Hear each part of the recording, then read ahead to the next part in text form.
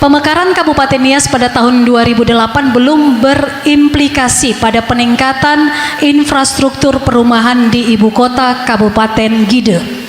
Sebagai ASN Kabupaten Nias masih bertempat tinggal di kota Gunung Sitoli dan kehadiran tidak berdampak pada percepatan perputaran ekonomi di Kabupaten Nias. Pertanyaannya, apa langkah yang saudara lakukan supaya ASN tinggal di wilayah kerjanya?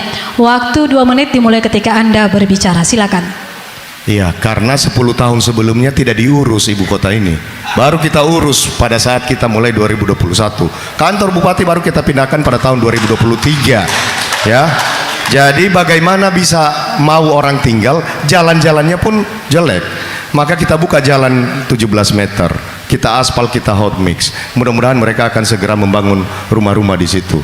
Kemudian tentu kita akan membangun pendopo Kabupaten Nias, kita akan membangun rumah dinas jabatan bupati, jabatan wakil bupati, jabatan ketua DPRD. Nanti ini akan menjadi perangsang kalau kita membangun dalam kompleks yang lumayan bagus, sehingga bagi para ASN ini akan menjadi penarik atau menjadi atraktif bagi mereka untuk bermukim di dekat kawasan yang akan kita tata. Yang paling penting adalah harus ditata supaya orang mau membangun rumah di tempat yang tertata. Tapi kalau nggak diurus, siapa yang mau tinggal? Itu yang terjadi 10 tahun yang lalu, ya, 10 tahun pertama pasca pemekaran. Setelah OPD dipusatkan semua di Kecamatan Gide di ibu kota Kabupaten Nias, yang saya sebut IKKN, ibu kota Kabupaten Nias, ya. Ini ekonomi kecil menggeliat. Lebih dari 24 rumah makan sudah tumbuh.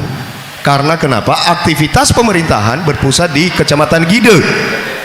Dan bukan hanya itu, juga pelaku ekonomi yang lain, mereka berdatangan ke sini. Bahkan restoran dari Gunung Sitoli pindah ke sini. Pasti pegawai negeri akan nyusul. Karena kenapa?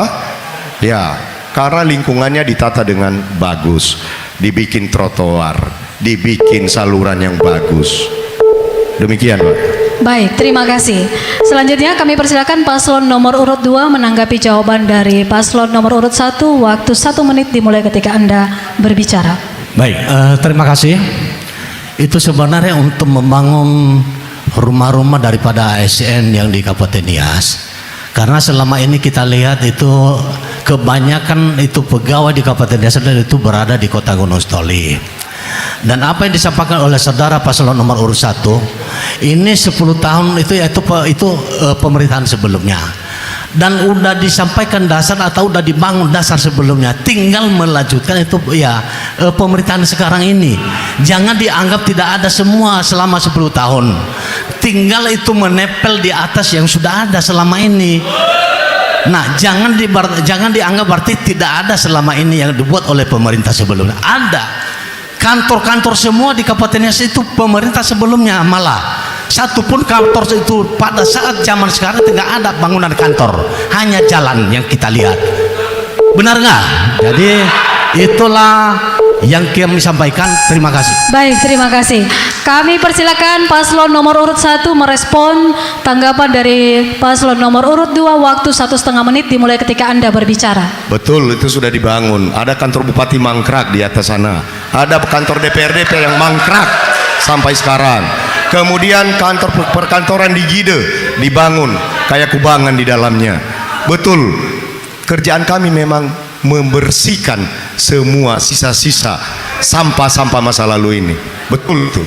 Dan juga perkantoran udah kita tambah, ya, itu jangan dibilang enggak. Bahkan kita udah siap mendeklar mall pelayanan publik di perkantoran di Gide, di Disperinda Gide. Ini akan kita launching paling lama bulan Januari tahun 2025. Kenapa? Karena mall pelayanan publik ini akan semua terpusat pelayanan di tempat itu.